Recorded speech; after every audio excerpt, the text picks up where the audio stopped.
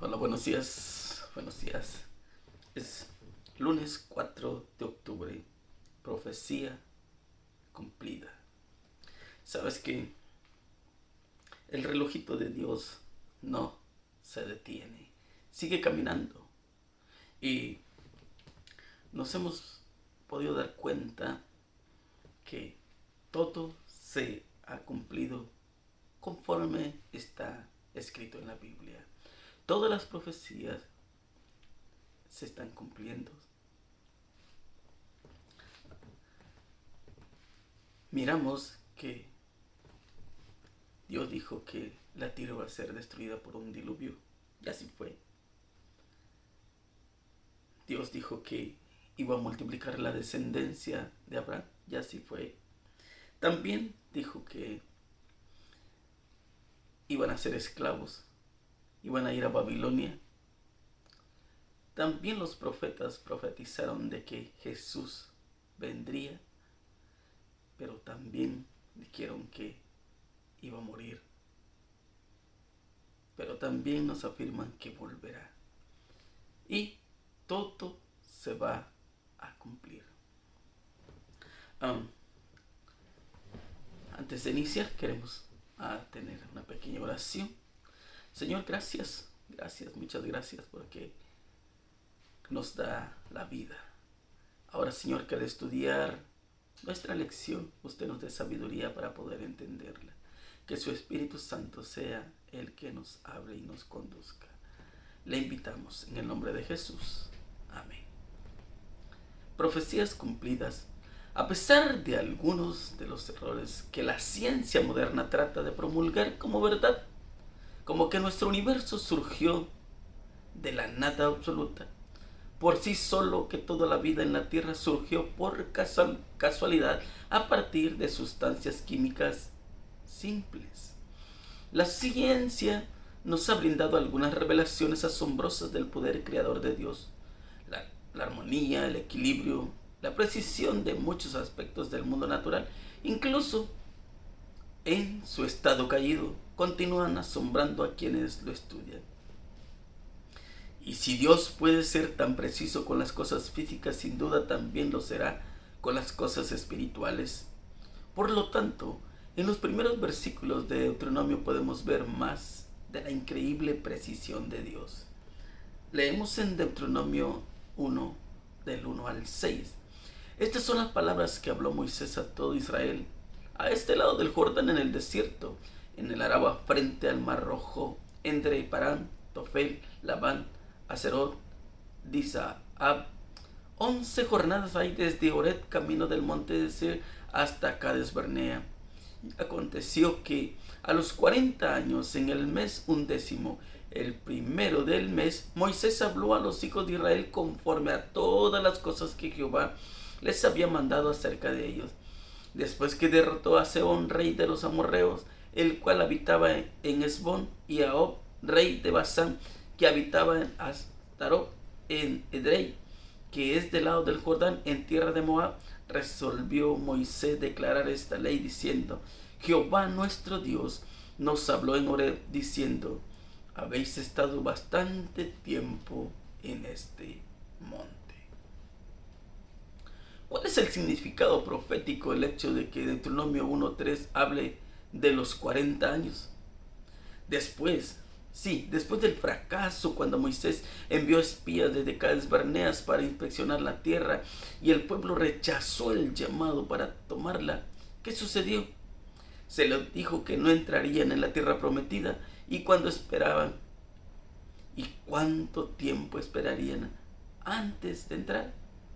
Conforme al número de los días, de los 40 días en que reconociste la tierra, llevaréis vuestras iniquidades 40 años, un año por cada día, y conoceréis mi castigo.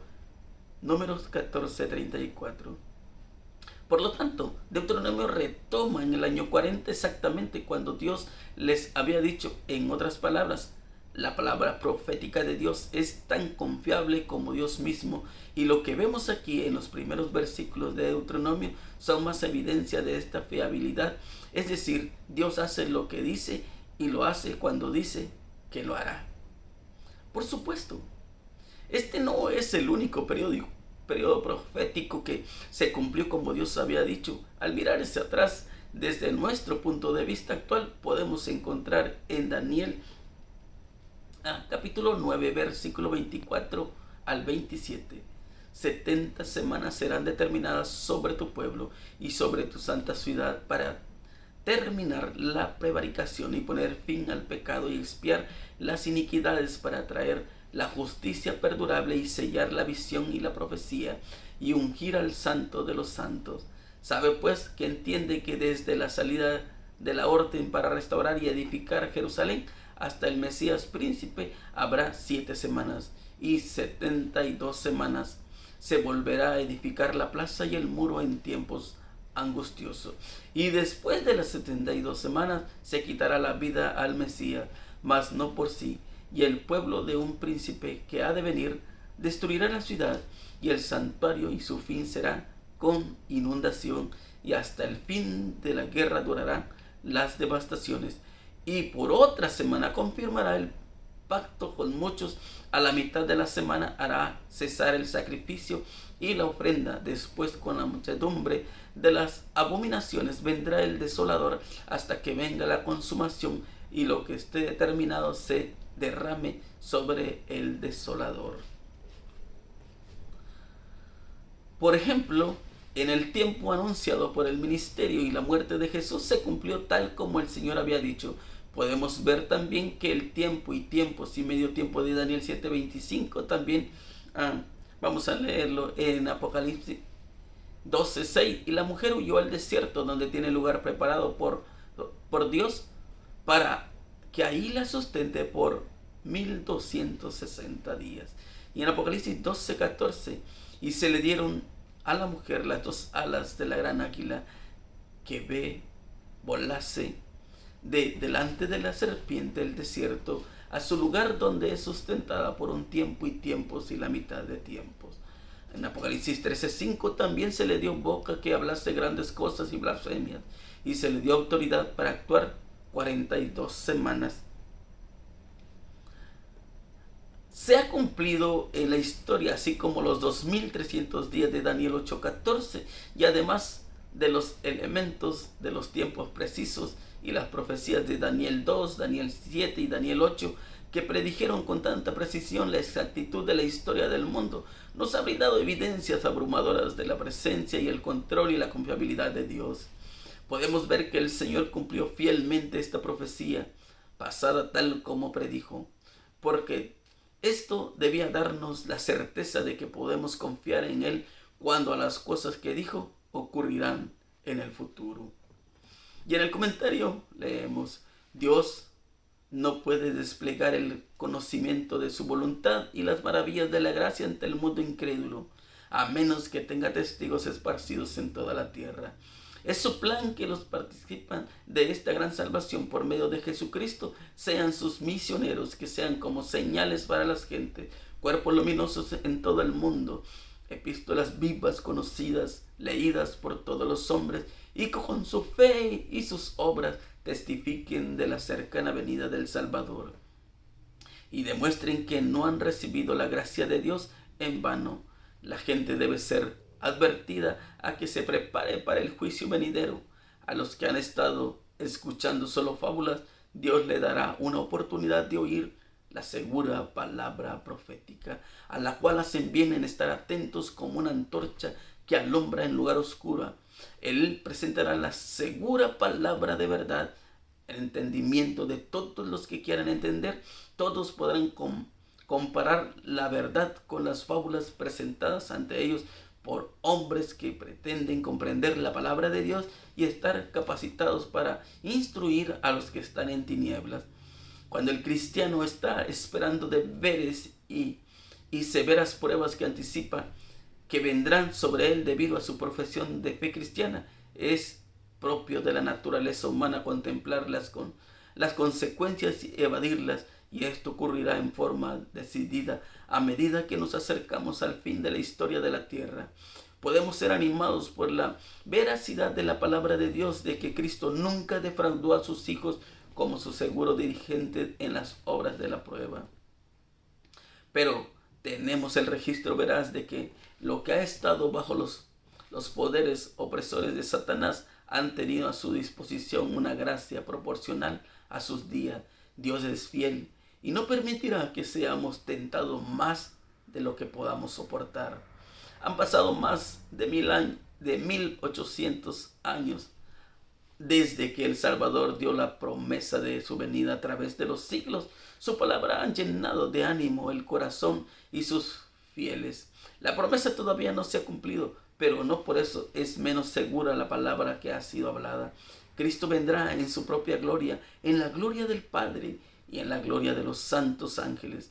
Millones y millares de ángeles, los hermosos y triunfantes hijos de Dios, que poseen una inconmensurable hermosura y gloria, lo escoltarán en su camino, y en lugar de la corona de espinas, él llevará una corona de gloria, una corona dentro de una corona.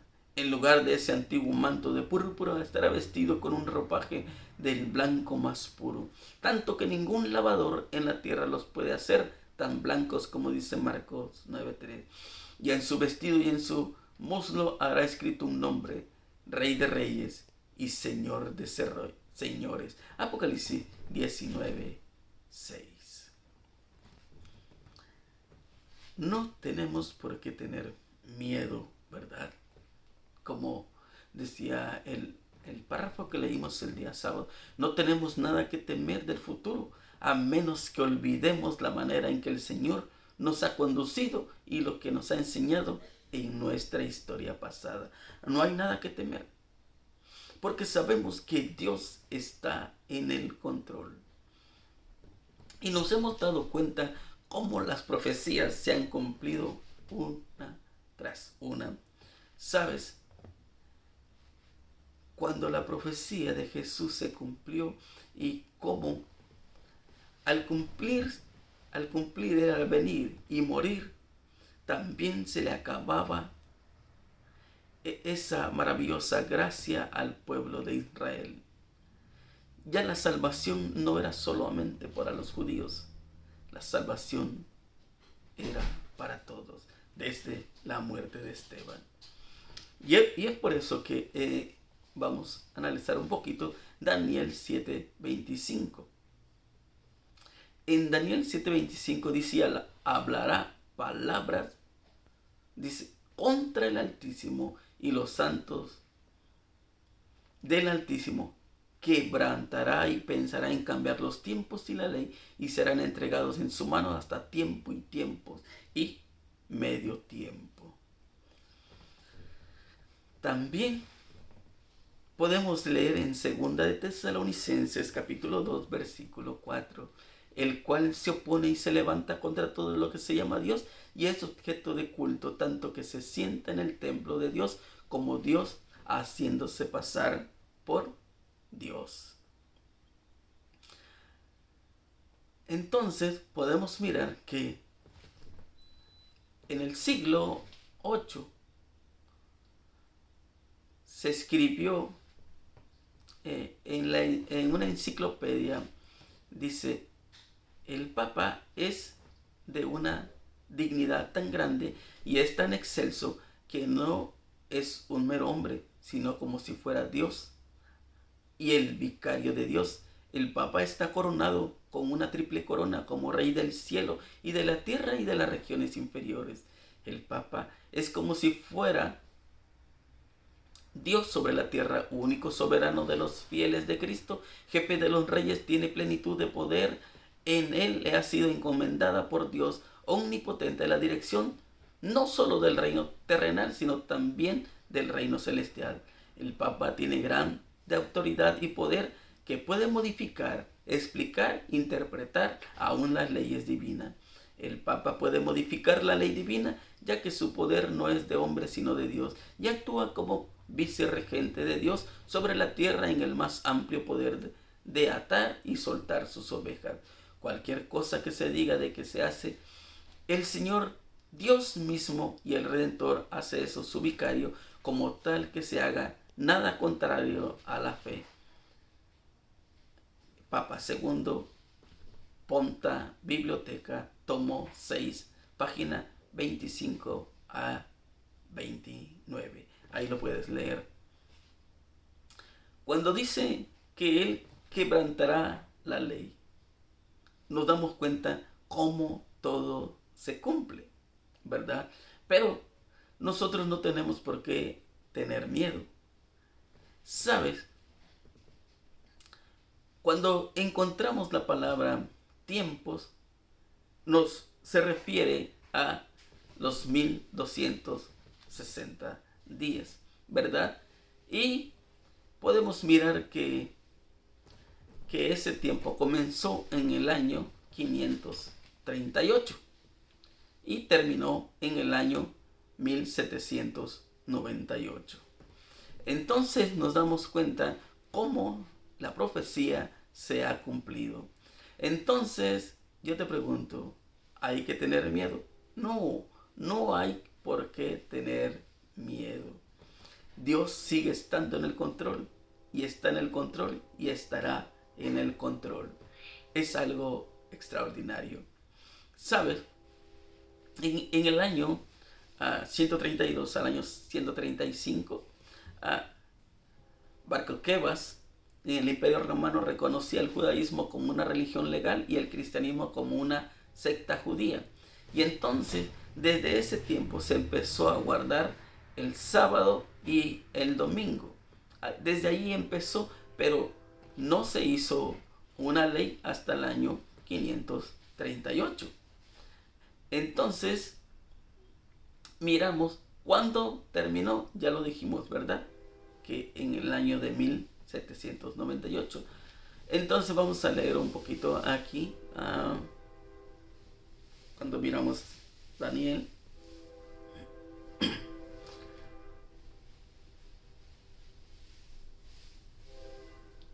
Dice, esta distinción puede expresarse así con los años proféticos de Números 14:34 y Ezequiel 4:6, cuando dice día por año. Lo miramos también cuando ellos iban a entrar a la tierra prometida. Cuando los espías fueron a revisar la tierra, tardaron 40 días y entonces esos 40 días se convirtieron en 40 años. Dice, voy a leerte algo. En julio de 1790, 30 obispos católicos se presentaron ante los que encabezaban el gobierno revolucionario de Francia para protestar por la legislación que independizaba el clero francés de la jurisdicción del Papa y lo hacían responsable directamente ante el gobierno. Preguntaron si los dirigentes de la revolución iban a dejar libres a todas las religiones, excepto aquella que fue una vez suprema, que fue mantenida por la piedad de nuestros padres y por todas las leyes del Estado, y ha sido por 1200 años la religión nacional.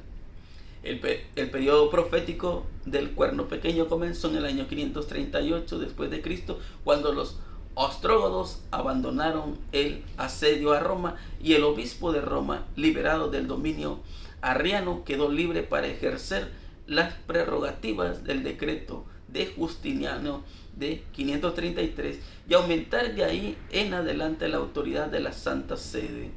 Exactamente los 1260 años más tarde, que se cumplieron en 1798, las especuladoras victorias de los ejércitos de Napoleón en Italia pusieron al Papa a merced del gobierno revolucionario francés, quien informó a Bonaparte que la religión romana sería siempre la enemiga irreconciliable de la República, y que hay una cosa aún más esencial para alcanzar el fin deseado, y eso es destruir, si es posible, el centro de la unidad de la Iglesia romana, y depende de usted que reúna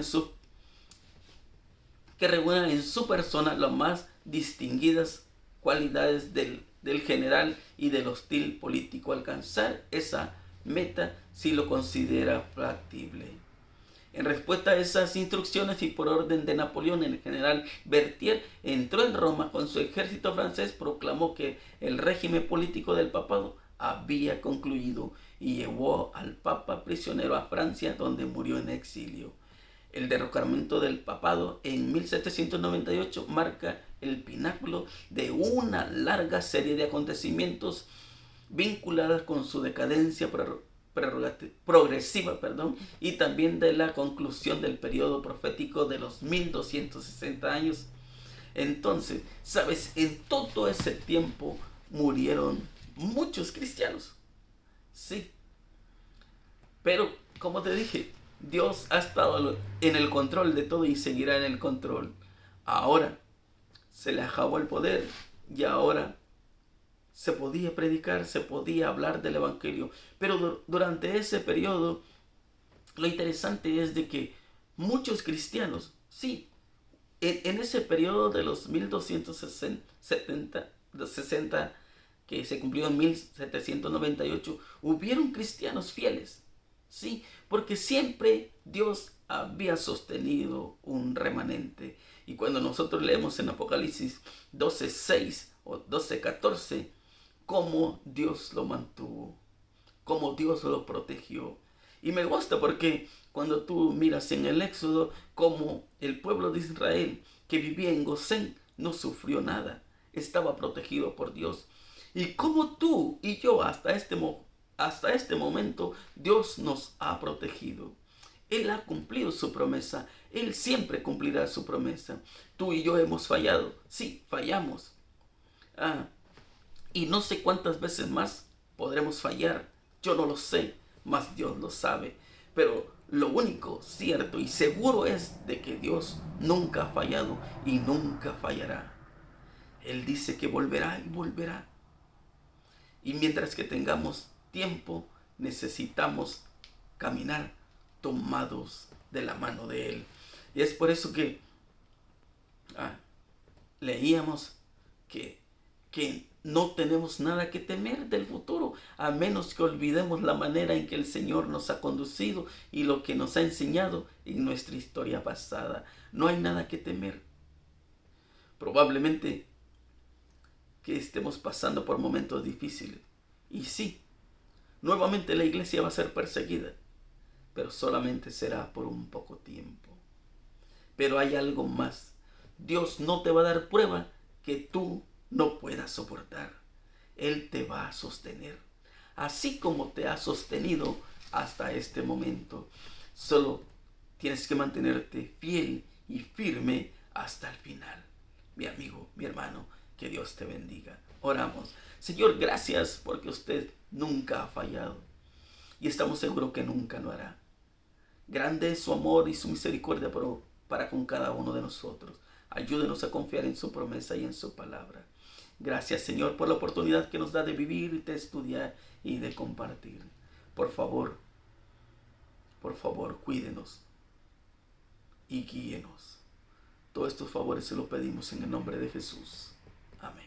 Mi hermano, mi amigo, nos vemos el día de mañana si así Dios nos los permite. Bendiciones.